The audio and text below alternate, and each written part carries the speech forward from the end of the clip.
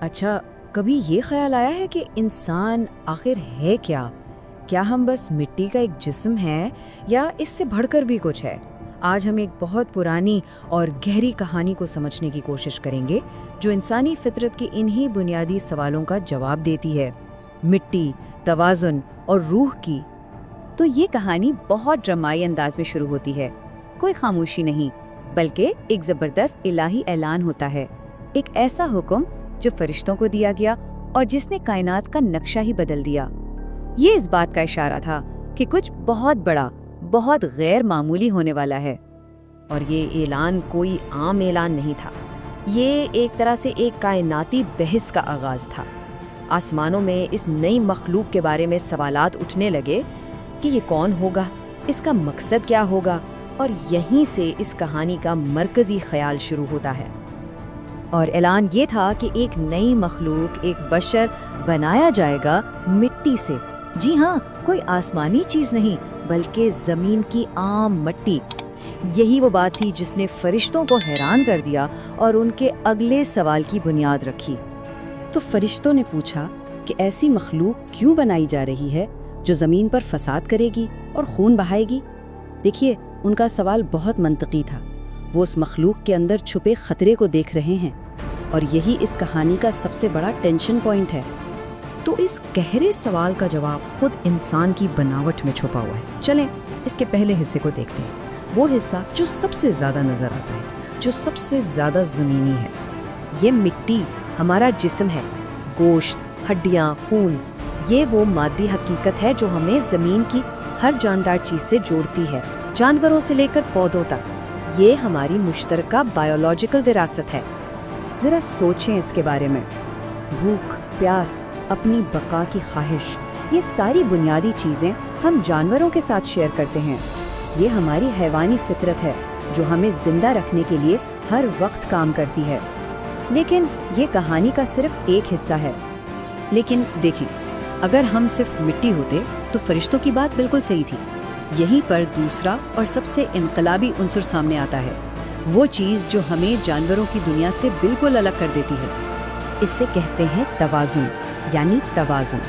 اور یہ صرف سیدھا کھڑے ہونے والا فزیکل بیلنس نہیں ہے، نہیں، یہ ایک طرح کا اندرونی کنٹرول سسٹم ہے جو ہمیں اپنی جبلتوں اور خواہشات کو قابو کرنے اور انہیں صحیح سمت دینے کی طاقت دیتا ہے۔ فرق سمجھیں، ایک جانور اپنی جبلت پر فوراً عمل کرتا ہے، بھوک لگی تو کھا لیا، غصہ آیا تو حملہ کر دیا۔ لیکن انسان کے پاس ایک، آپ کہہ سکتے ہیں کہ ایک پاز بٹن ہے، وہ رک سکتا ہے، سوچ سکتا ہے اور پھر فیصلہ کر سکتا ہے۔ اسی وقفے میں ہماری انسانیت چھپی ہے۔ روزمرہ کی زندگی میں یہ طاقت بہت کام آتی ہے۔ جب غصہ آئے تو کیا چیخنا ہے یا صبر کرنا ہے؟ کوئی خواہش پیدا ہو تو کیا اس کے پیچھے بھاگنا ہے یا خود پر قابو رکھنا ہے؟ یہ انتخاب کرنے کی طاقت ہی اصل توازن ہے۔ تو اب آتے ہیں تیسرے اور سب سے پراسرار جز پر، وہ چیز جو اس پوری تخلیق کو ایک بالکل نئی سطح پر لے جاتی ہے۔ یہ ہے روح، اور یہ مٹی سے نہیں بنی، اسے ایک الہی سانس یا نور کی ایک چنگاری کہا گیا ہے جو ہمیں براہ راست ہمارے خالق سے جوڑتی ہے۔ تو اب پوری تصویر صاف ہو رہی ہے نا؟ فارمولا کیا بنا؟ ایک جسم جو مٹی سے ہے، اس جسم کو قابو کرنے کے لیے توازن کی طاقت، اور ان دونوں کو بلند کرنے کے لیے ایک روح جو آسمان سے جڑی ہے۔ یہ تینوں چیزیں مل کر انسان بناتی ہیں۔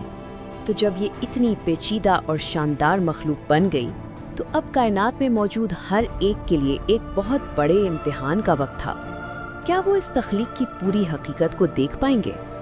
حکم بہت صاف تھا، اس نئی مخلوق کو سجدہ کرو۔ فرشتوں نے فوراً حکم مانا، لیکن وہاں ایک ایسی ہستی بھی تھی، ابلیس، جس نے انکار کر دیا، اور اس کے اس ایک فیصلے نے سب کچھ بدل کر رکھ دیا۔